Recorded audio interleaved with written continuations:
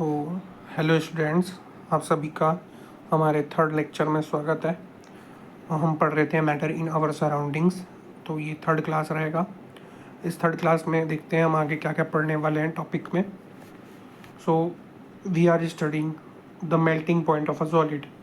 So the melting point of a solid is an indication of the strength of the force of attraction between its particles.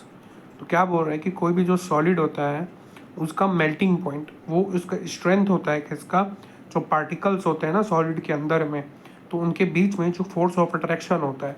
Suppose ये solid है, इसके अंदर में बहुत सारे particles हैं, तो इनके बीच में जो फोर्स ऑफ अट्रैक्शन है वो फोर्स ऑफ अट्रैक्शन कितने कितने टेम्परेचर पे जाके जो हो रहा है लूज हो रहा है ना, ये जो था उसका मेल्टिंग पॉइंट कहलाता है। The melting point of ice is 273.15 के। के means kelvin. The process of melting that is change of a solid state into liquid state also known as fusion। मतलब कि द चेंज हो रहा है किसका, सॉलिड स्टेट का लिक्विड स्टेट में, इसी also known as fusion.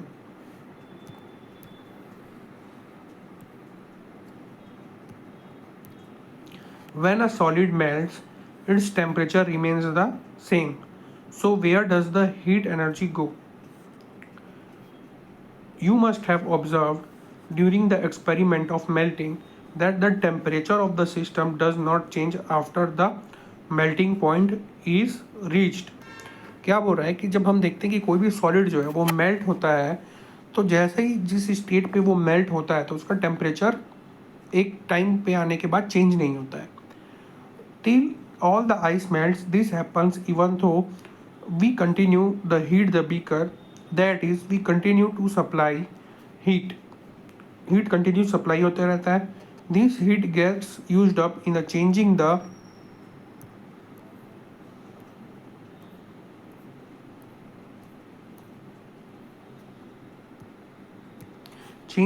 state by overcoming the forces of attraction between the particles। तो ये सॉलिड है, इसके अंदर में पार्टिकल्स है, तो ये जो पार्टिकल्स है ना, इसका जो इनके बीच में जो फोर्स है इन पार्टिकल्स के बीच में, उस फोर्स को ब्रेक करता है। As this heat energy is absorbed by the ice without showing any rise in the temperature. तो जो हीट एनर्जी हो जाता है वो क्लियरली एब्जॉर्ब किया जाता है, कर लिया जाता है आइस के द्वारा, without showing any rise in the temperature. तो सपोज कोई आइस है, अब उसको अपन मेल्ट कर रहे हैं तो टेम्परेचर बढ़ा रहे हैं, तो एक स्टेट पे आने के बाद क्या होगा, वो आइस मेल्ट होता चला जाएगा, तो उसके बीच का जो पार्टिकल्स है क्या हो जा रहा है, लूज हो जा रहा है। और अकॉर्डिंग टू दिस स्टेटमेंट वो ये बोल रहा है कि जो हीट एनर्जी है वो एब्जॉर्ब कर लिया जाएगा, किसके द्वारा, आइस के द्वारा।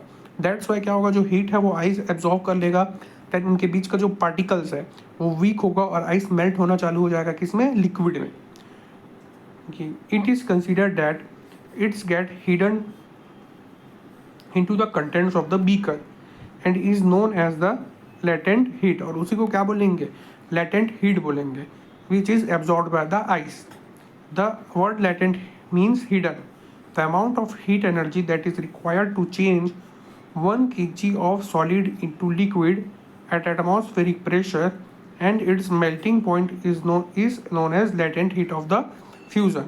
मतलब जिस हीट में जो सॉलिड है वो लिक्विड में कन्वर्ट हो जा रहा है उसी को क्या बोलेंगे, latent heat of the fusion. So the particles in water at 0 degree centigrade 273 के have more energy as compared to the particles in the ice at the same temperature। have more energy as compared to the particles in an ice at the same temperature।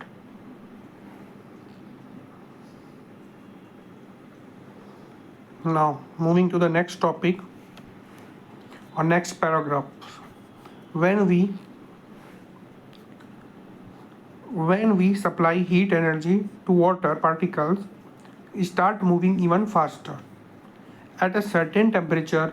A point is reached when the particles have enough energy to break free from the forces of attraction of each other. At this temperature, the liquid starts changing into a gas. So जैसे अगर मान लो इस beaker में liquid है, तो इसको अब ही क्या कर रहे हैं, हीट कर रहे हैं बर्नर के through.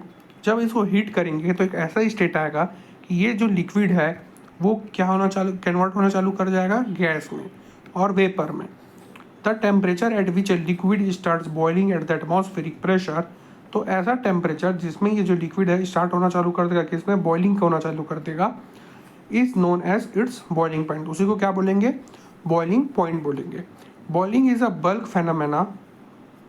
Particles from the bulking the liquid gain enough energy to change at a vapor state। तो लिक्विड जो होता है क्या होता है, उसको इनफ एनर्जी मिल जाती है टू चेंज करने के लिए वेपर स्टेट में।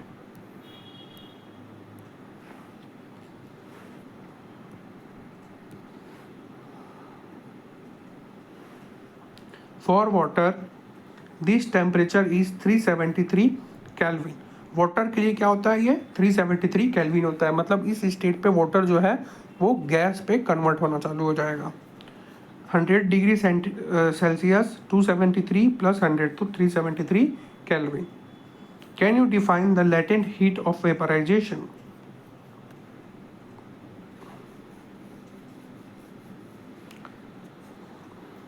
Do it in the same way as we have defined the latent heat of fusion. Particles in steam, that is water vapor at 373 K 100 degree Celsius, have more energy than water at the same temperature. This is because particles in steam have absorbed extra energy in the form of latent heat of vaporization. So solid state heat किए करेंगे solid को तो क्या हो जाएगा, liquid state. Then उसको heat करेंगे तो क्या हो जाएगा, गैसेस स्टेट। सपोज आइस है, आइस एक सॉलिड है।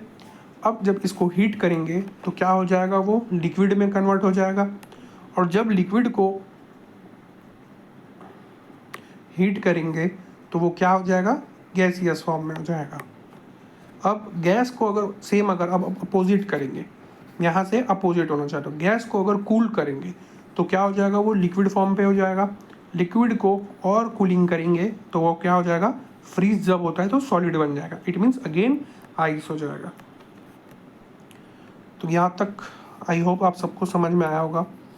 सो we infer that the state of matter can be change into another state by changing the temperature. It means temperature को बढ़ा करके या कम करके हम जो है मैटर जो है उसका स्टेट चेंज कर सकते हैं। We have learn that substances around us change state from solid to liquid and from liquid to gas on the application of heat. मतलब सॉलिड को लिक्विड में और लिक्विड को गैस में कन्वर्ट किया जा सकता है जब हम हीट देंगे तो, और वही अपोजिट भी हो सकता है। मतलब जैसे कि गैस है, अगर उसको हम कूल करते जाएंगे तो वो लिक्विड हो जाएगा, और लिक्विड को और कूलिंग करेंगे या फ्रीज करेंगे तो वो सॉलिड बन जाएगा। बेस्ट एग्जांपल जो है वो आइस है।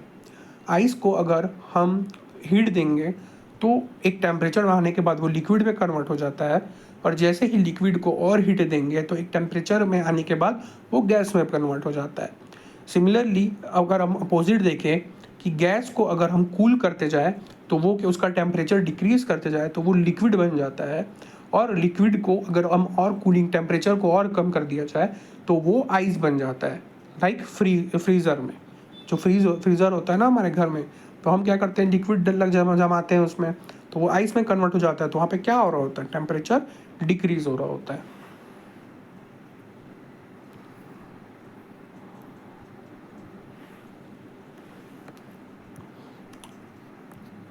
So we have studied here that K as a unit of temperature. So what is K?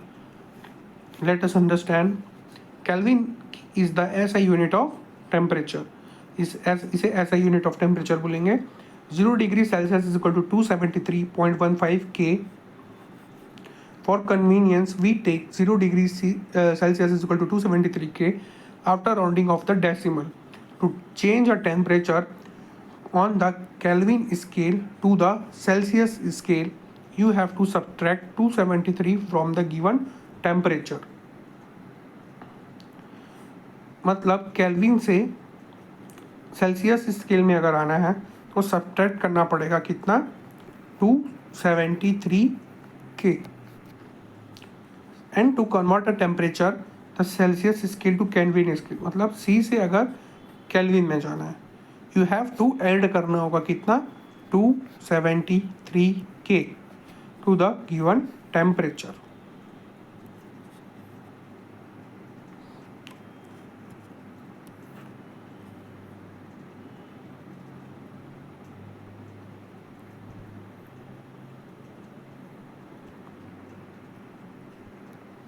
Are some that change directly from a solid state to gaseous state and vice versa without changing into a liquid state. So ये possible है कि solid state से direct gases state में जाना and vice versa, क्या ये हो सकता है, ये आप लोग मुझे सोचकर बताइएगा. ये आपकी एक्टिविटी दी हुआ है यहाँ पे बुक पे, तो इस एक्टिविटी को पढ़िएगा तो आपको ये समझ आ जाएगा और कमेंट सेक्शन पे मुझे बताइएगा.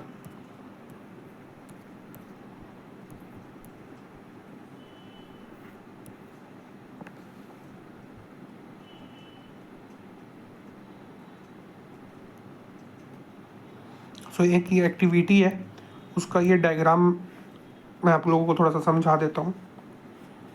ये एक्टिविटी आप लोगों को करना है घर पे, इट मीन्स पढ़ना है, बिकॉज ये आपको स्कूल में मिलेगा जो प्रैक्टिकल लैब होता है ना वहाँ. तो ये जो है बर्नर है, ये क्या है, बर्नर है, इसे फायर देंगे यहाँ पे. ये चाइना डिश है, तो मुझे ये बताना कि चाइना डिश का यूज़ हम क्यों करते हैं. अच्छा, ये क्या है, फनल, इन्वर्टेड फनल, और उसके ऊपर में जो छोटा सा गैप होता है ना उसमें कॉटन प्लग फिट किए. ये क्या है, कॉटन प्लग है. और इसमें क्या डाला है, कैम्फर वेपर्स डाला है, कैम्फर डाला है. अब यहाँ से कैम्फर सॉलिडिफाइड, कैम्फर मीन्स होता है क्या, कपूर, वो यहाँ पे डाला है. और यहाँ पे बर्नर से बर्न करते जाएंगे इस कैम्फर को. तो जैसे जैसे ये बर्न होते चला जाएगा यहाँ पर कैम्फर सॉलिडिफाइड होते जा रहा है ये. तो ये जो चीज़ है, क्या हो रहा है इसमें, कैसे हो रहा है, आपको पढ़ना है. ये होगा आप लोगों का होमवर्क, और मुझे समझाना कि यहाँ पर क्या हो रहा है. मैंने डायग्राम बता दिया है, आपको एक लुक दे दिया है. Now we will move to the next paragraph.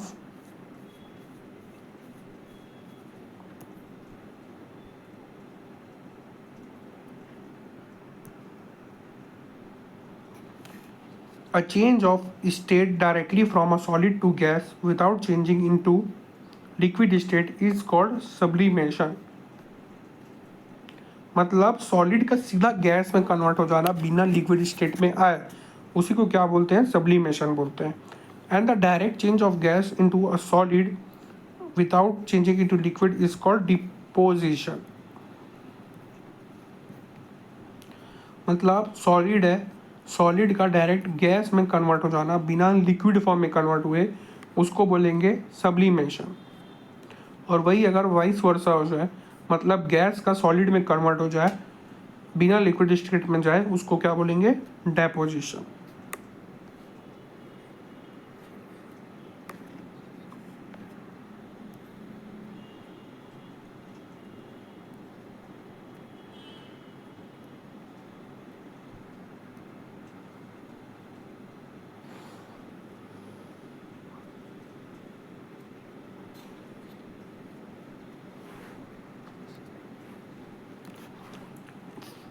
Effect of change of pressure. We have already learned that the difference in various states of a matter is due to the difference in the distance between the constituent particles. What will happen when we start putting pressure and compress a gas? क्या बोल रहा है, जो कभी जब हम solid को heat देते हैं ताकि वो अपना स्टेट चेंज करके लिक्विड फॉर्म में आए या फिर गैस फॉर्म में जाए, तो जो टेम्परेचर हम देते हैं वो सबका अलग अलग इसलिए होता है क्योंकि उनके बीच में जो पार्टिकल्स होते हैं उस सॉलिड में कहीं कहीं पार्टिकल्स स्ट्रॉन्ग बॉन्ड में होते हैं, कहीं कहीं वीक होते हैं। तो जैसे जैसे जैसे जितना स्ट्रॉन्ग होता जाएगा उतना क्या लगेगा, टेम्परेचर लगेगा, उतना हीट देना पड़ेगा उस सॉलिड को, तब जाके उन पार्टिकल्स के बीच का जो बॉन्ड है वो वीक होगा और वो अपना स्टेट चेंज करेगा। So what will happen when we start putting pressure, जब हम प्रेशर पुट करते हैं and a compress gas and या फिर गैस को कंप्रेस करते हैं।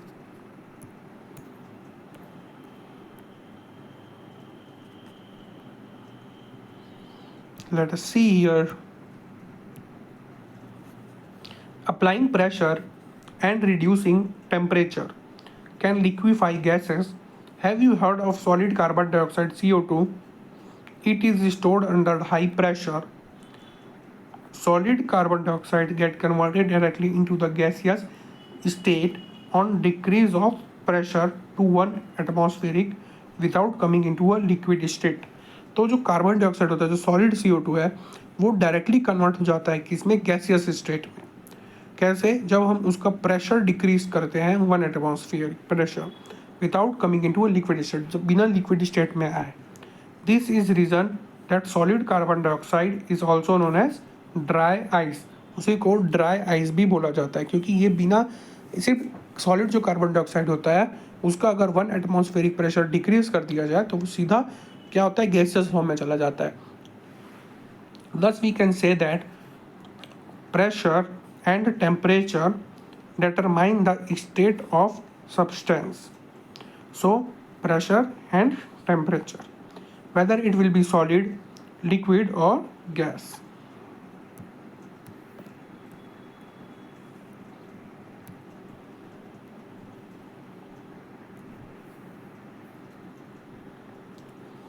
Here is solid, fusion converted into liquid, vaporization converted into gas, gas deposition converted into solid,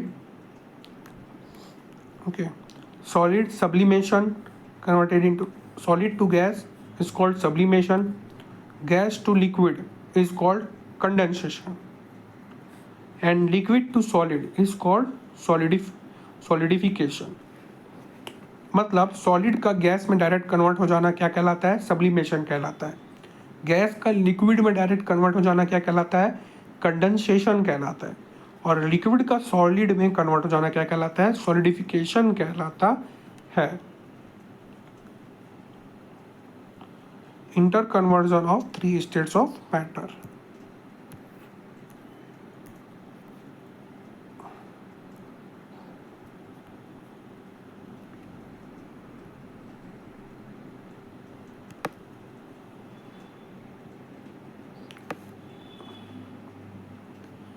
What is ATM?